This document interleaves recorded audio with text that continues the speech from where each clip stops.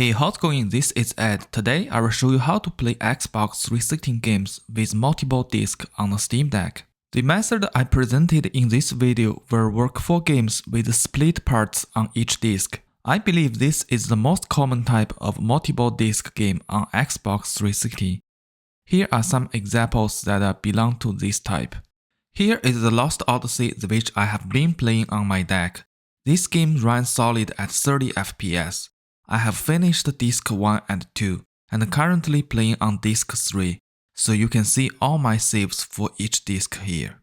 Okay, without further delay, now let's get this done on your Steam Deck. If you have no idea how to set up Xenia on Steam Deck, you can watch this video on my channel first.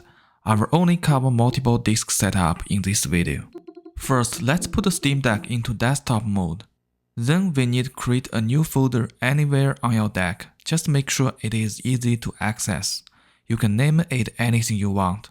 Here I will create a folder inside my emulation folder and name as Xbox 360 Multi-Disc. I created this folder on my Steam Deck's SD card inside the emulation folder because all my emulation games are stored on my SD card, so I just want to put all the stuff on the same drive. You can create this folder on your SSD if you like. Then I will go to the Xbox 360 ROM folder. If you're using EmuDeck for your Xbox 360 emulation, usually we have all our Xbox 360 ROMs inside this ROM folder.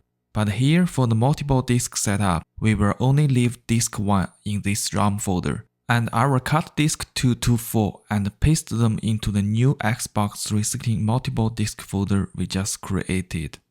After you have done this file move, then open up your EmuDeck, go to Steam ROM Manager, and make sure the Xbox 360 Xenia is turned on under the paths.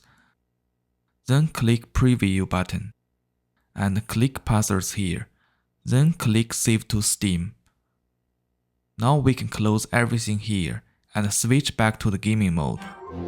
Then you can launch your Xbox 360 games and play from disk 1.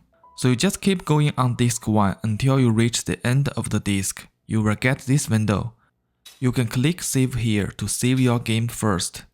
After you have the game saved, if you now go back to the game, you will have this message show up for 2 seconds. Then a new window will open. From this window, we can just go to the multi-disc folder that we created previously and select disk 2. Then click Open. Then it will show the disk change complete and just click on Continue. Now the game is switched to disk 2 and we can keep going with the story. For disk 3 and 4, we just have to repeat the same process at the end of each disk.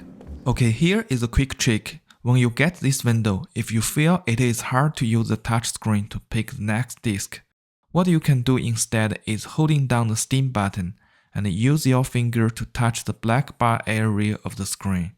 The mouse arrow will show up. Now you can keep holding the Steam button and use the right trackpad to control the mouse.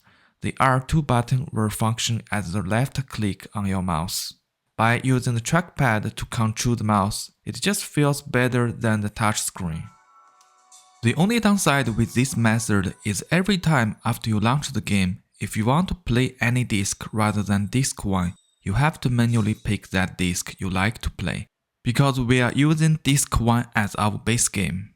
You can also change the base game to disk 2, 3 or 4, but then we have to move the files around, redo the EmuDeck process in desktop mode when every time you reach to the end of a disc. So I think use disk 1 as base game is still easier. And that's all for this one, and happy gaming!